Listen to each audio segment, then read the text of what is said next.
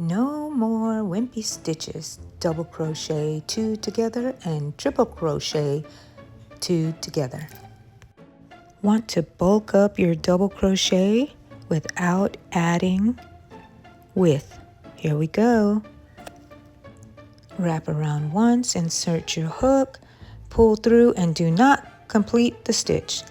Start another one in the same spot and do not complete the stitch. And now you can complete the stitch, and that's 2 double crochets together. Now let's look at it one more time.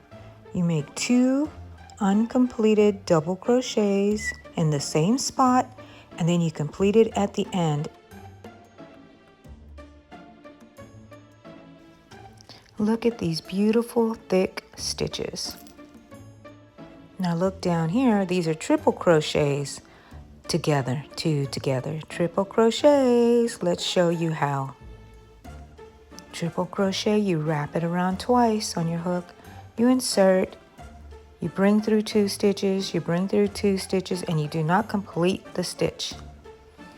Wrap it around twice in the same spot. You bring it through 2, bring through 2, and now you have your uncompleted stitches on here, and let's complete them together. Triple crochet 2 together. Nice.